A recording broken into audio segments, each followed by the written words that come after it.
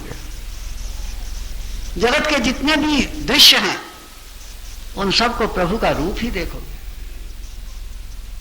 यदि आप भक्त हैं तो। नहीं तो आपको सुंदर दिखेगा, कोई असुंदर दिखेगा, कहीं पर आपकी आसक्ति होगी, कहीं पर आपको घृणा होगी, कहीं पर राग होगा, कहीं पर द्वेष होगा। किसी को आप अपने पास बुलाना चाहोगे, किसी को दूर भगाना चाहोगे। यदि आप भक्त नहीं हैं तो आपके चित्त की अवस्था ऐसी रही, और यदि आप भक्त हैं तो सारे जगत के अंदर आप भगवान को ही फैला हुआ देखोगे, क्योंकि आपके हृदय के अंदर भगवान है, भगवान का प्रेम है। इसलिए जगत के अंदर भी आपको जगत का वास्तविक स्वरूप, चैतन्य स्वरूप, भगवान की लीला ही आपको सर्वत्र अनुभव होगी, दिखाई देगी। सुख वैभव सब राख समाना, हृदय छाया प्रेम प्रभु का, एक लक्ष्य हो एको दृष्टि। एक ही लक्ष्य प्रभु और एक ही दृष्टि जो कि भगवान को सब जगह देखती है। किसी पेड़ को देखती है, किसी पर्वत को देखती है, किसी नदी को देखती है, किसी रूप को देखती है, किसी धन वैभव को देखती है, कुछ भी देखे, किंतु वो सब में प्रभु को ही समाया हुआ देखती है। एको लक्ष्य, एक ही दृष्टि। मानव ऐसा भक्त कहा है। ऐसा जो मानव है उसी को भक्त कहा जाता है। मन वाणी सब साचे करने, मन और वाणी से वो जो कुछ भी करता है सब सच्चा करता है, झूठ नहीं करता। वो जो कुछ कहता है वो सत्य होता है। जो कुछ देखता है वो जगत के नाम रूपात्मक स्वरूप को नहीं देखता, उनके पीछे छुपा हुआ उनका जो आधार है नित्य तत्व चैतन्य, उसको देखता है। इसलिए उसकी जो वाणी होती है वो वाणी भी वो स्वयं नहीं बोलता, वो प्रभु को अपने संस्कारों के आधार पर उसके मुख के माध्यम से वाणी उच्चरित करता हुआ अनुभव करता है। और भगवत शक्ति सत्य है, भगवत शक्ति नित्य है। इसलिए भक्त अपनी वाणी से, अपने कर्म से जो कुछ भी करता है, जो कुछ भी बोलता है, जो कुछ भी देखता है, वो सब सत्य होता है।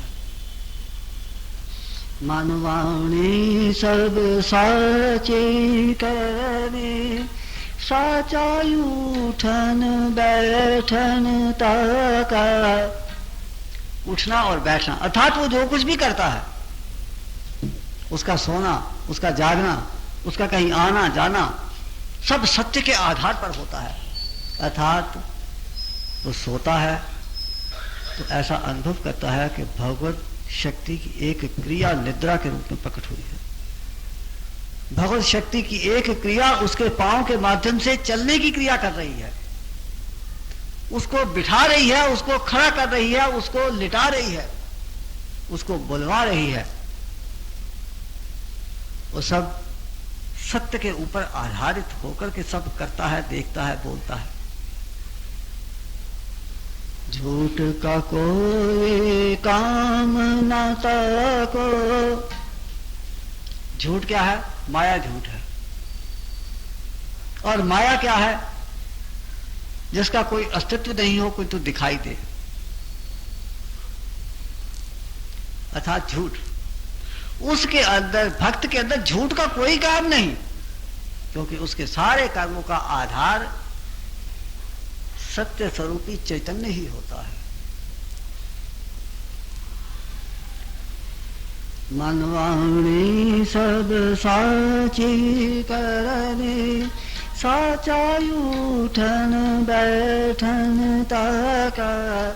झूठ का कोई काम न ताको, सत्य हृदय ही भक्त कहाए।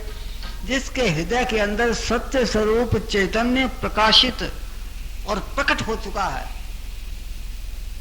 वही सच्चा भक्त कहा जाता है। जिसके हृदय के अंदर माया है, झूठ है, उसको सच्चा भक्त कैसे कह सकते हैं? तो सच्चा भक्त वही है जिसके हृदय के अंदर सत्य प्रकट और प्रकाशित है, जिसके उठने में, बैठने में, चलने में, बोलने में, खाने में, पीने में, देखने में उसको सत्य के अतिरिक्त और कुछ दिखाई देता ही नहीं। जगत का जो झूठा नाम रूपात्मक स्वरूप है वो तो उसको गौण दिखाई देता है।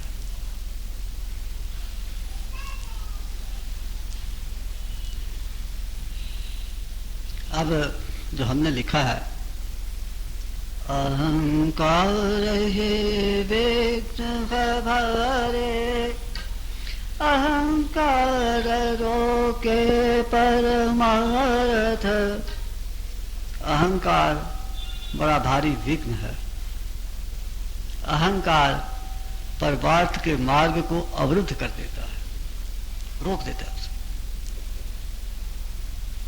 हम परमार्थ के मार्ग पर, अध्यात्म के मार्ग पर आगे बढ़ते हैं तो अहंकार हमारा पांव पीछे की ओर खींचता है,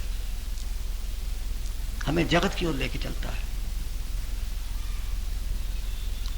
हमारे पांव में एक भारी पत्थर की तरह बंधा हुआ है अहंकार, दिखाई नहीं देता।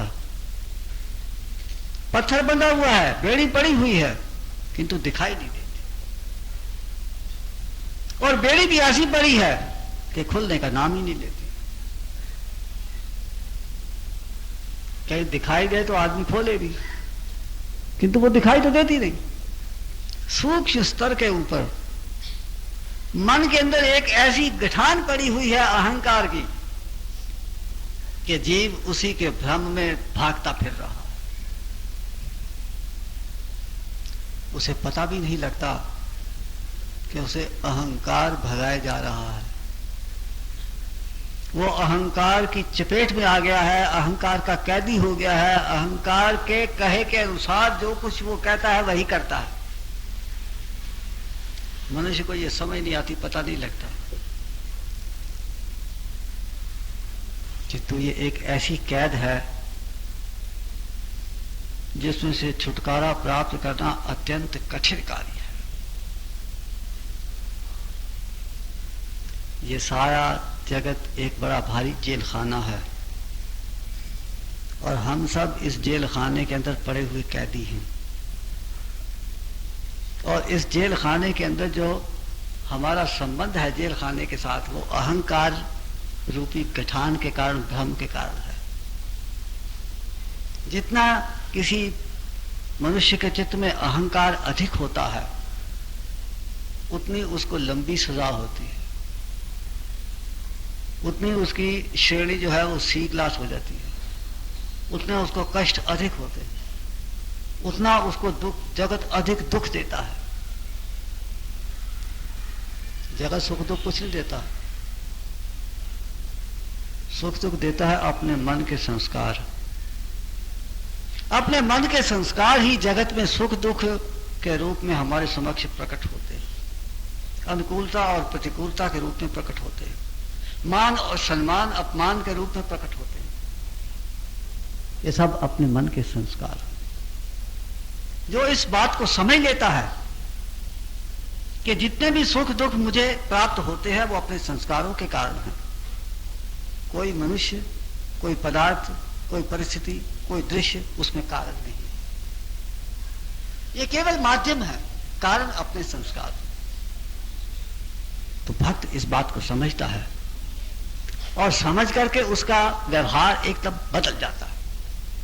धीरे धीरे करके अपनी सहन शक्ति के माध्यम से वो सुख दुख को भोग करके और अपने संस्कारों को समाप्त करता चला जाता है और अंत में जाकर के केवल मात्र अहंकार उसके अंदर शेष बच जाता है।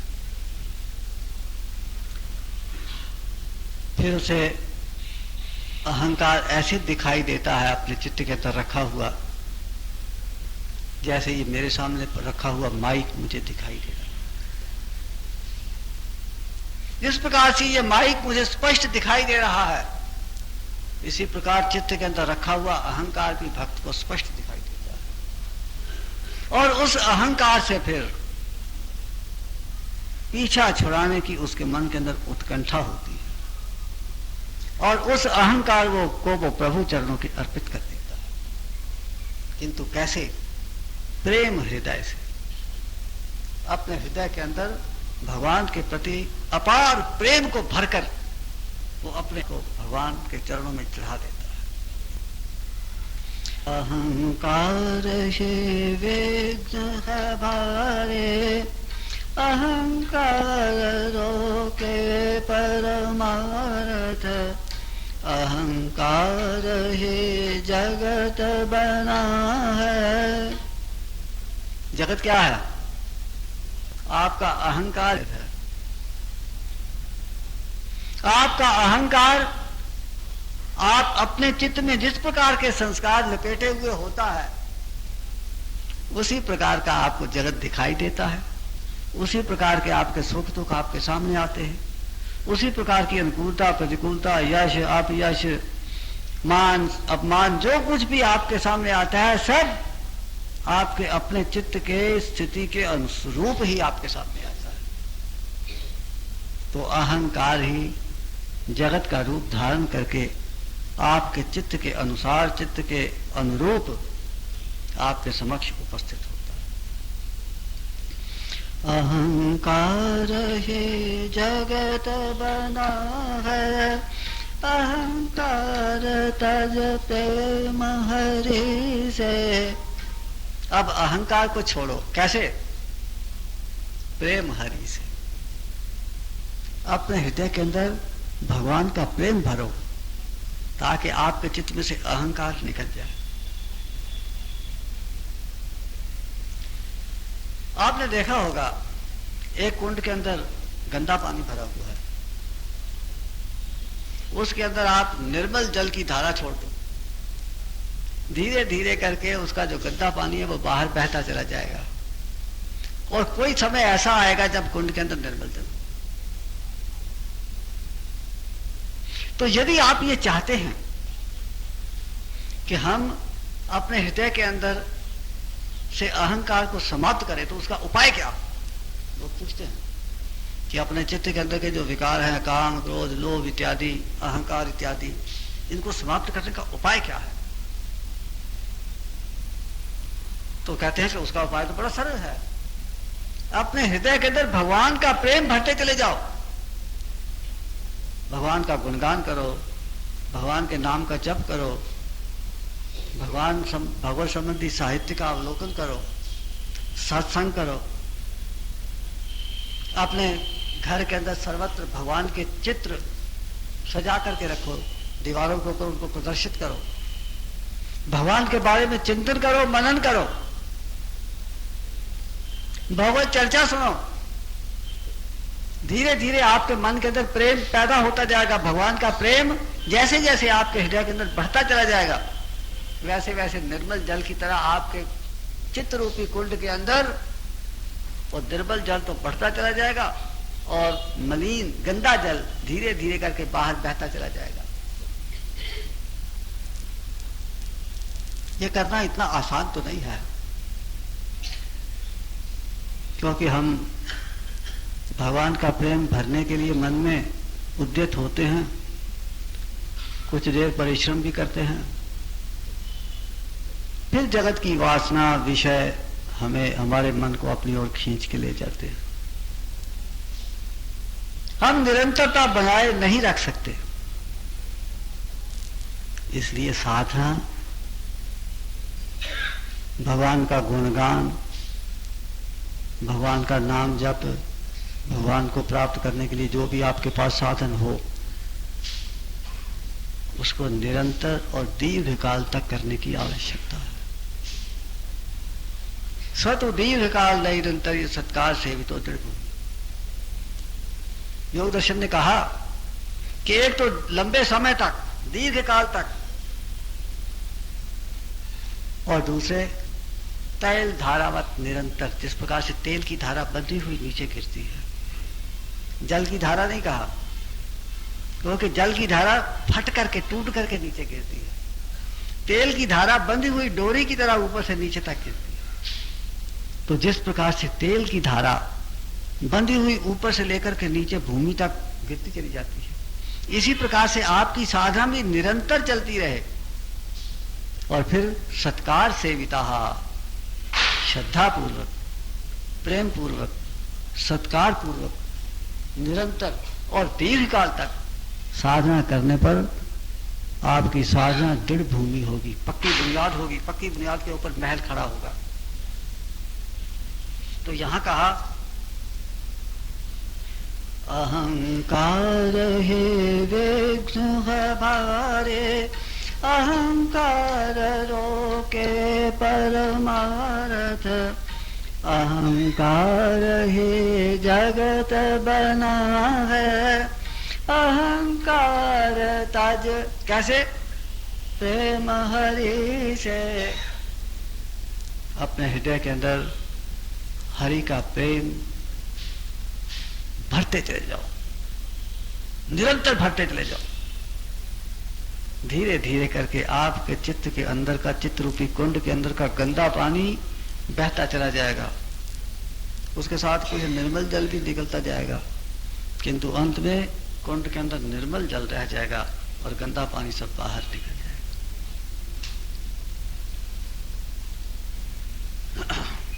अब अंतिम दोनों तरफ दो दो पंक्तियां रह गई। तीर्थ शिवोम करे जो नमना, छोटा होए बड़प्पन पावे।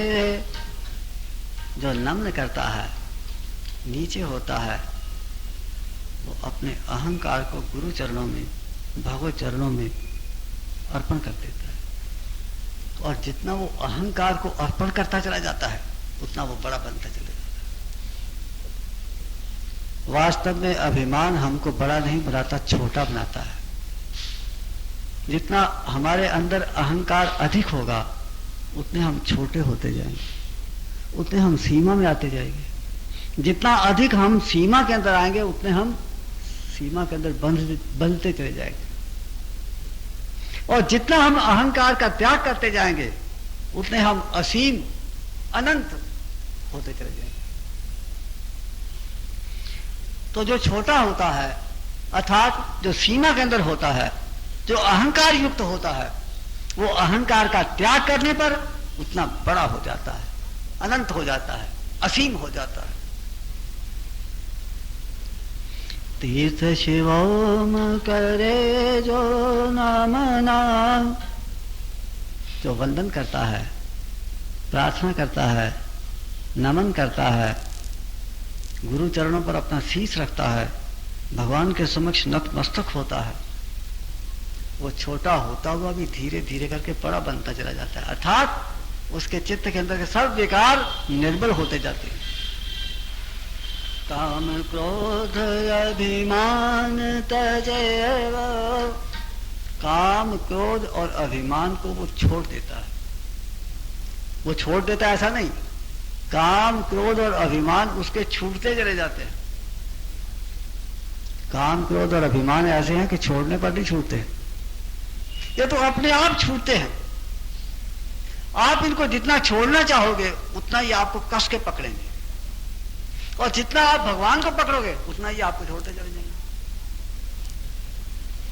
काम क्रोध अभिमान तजेवो, मन आनंदित प्रेम हृदय से। उसका मन आनंद में भर जाता है, आनंदित हो जाता है।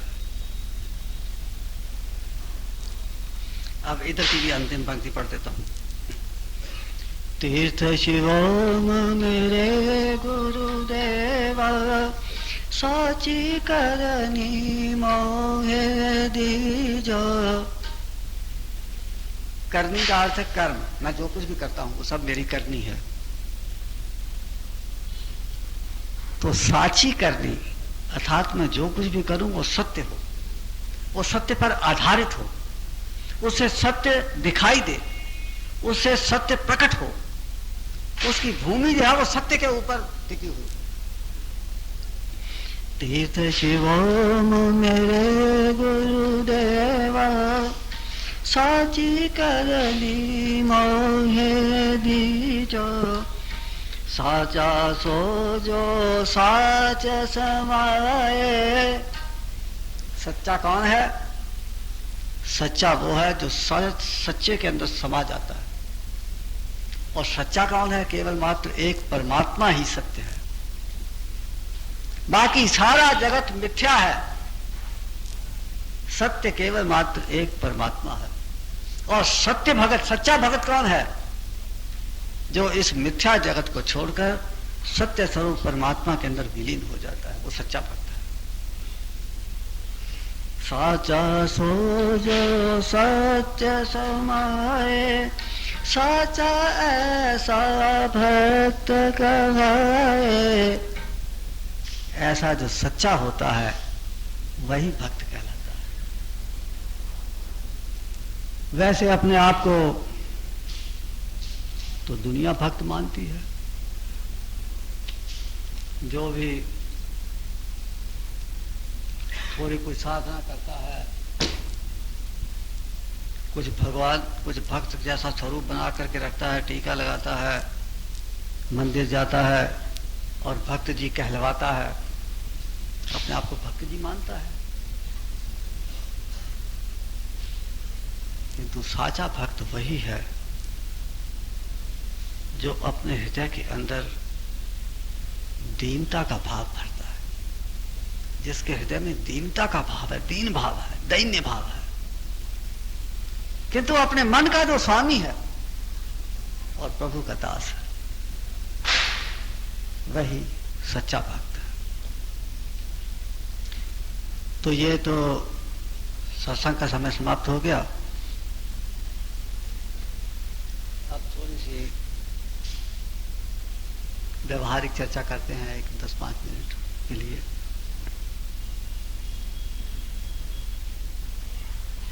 आप सबको मालूम ही है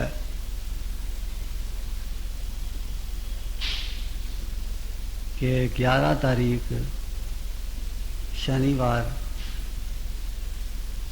दशहरा है, विजयदशमी। उस दिन हमारे गुरु महाराज का जन्मदिन है।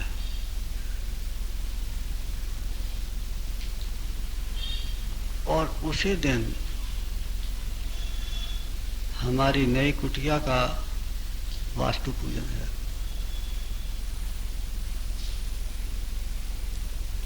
तो गुरु महाराज का जन्मदिन भी मनाना और वास्तु पूजन भी करना, दोनों बातें करनी।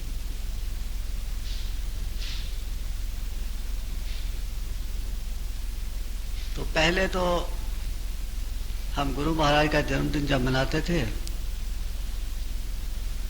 तो सुबह इकट्ठे होकर के आश्रमों के अंदर, देवास आश्रम में, इंदौर आश्रम में और बाकी आश्रमों के अंदर भी हम गुरु महाराज का पूजन करते थे। फिर कोई मीटिंग जैसी करते थे, उसके अंदर कुछ गुरु महाराज को अपने श्रद्धा सुमन अर्पण करते थे। फिर भंडारा होता था, सब मिल करके भोजन करते थे, इत्यादि इत्यादि होता था। अब की बार साथ में चूंकि हमारा कुटिया का वास्तु पूजन भी है, इसलिए निर्णय यही किया गया कि अब की बार आश्रमों के अंदर केवल गुरु महाराज का पूजन हो और प्रसाद वितरण हो। तो देवास के अंदर मुझे नहीं पता कि उन्होंने कौन सा समय रखा है, किंतु जो भी समय उन्होंने निश्चित किया होगा या निश्चित करेंगे, उस समय पर वहाँ लोग एकत्रित होंगे, गुरु महाराज का पूजन करेंगे और फिर प्रसाद वितरण होगा।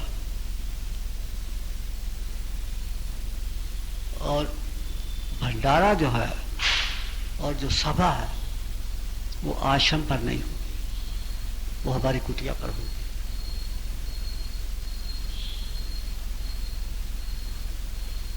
कुटिया पर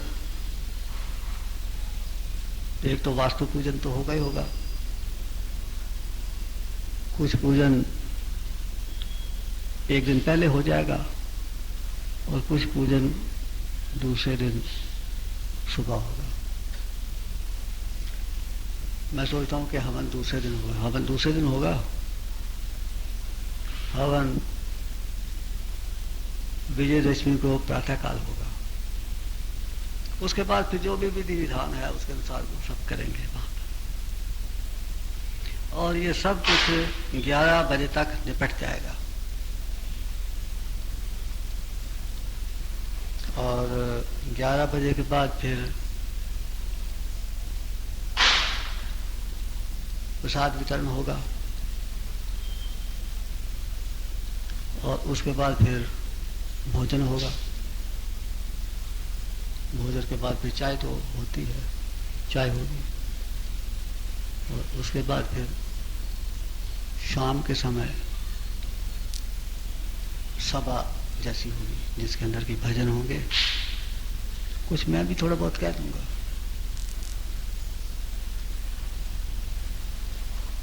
तो आप सब लोग सप्रेम, सादर और सपरिवार आमंत्रित।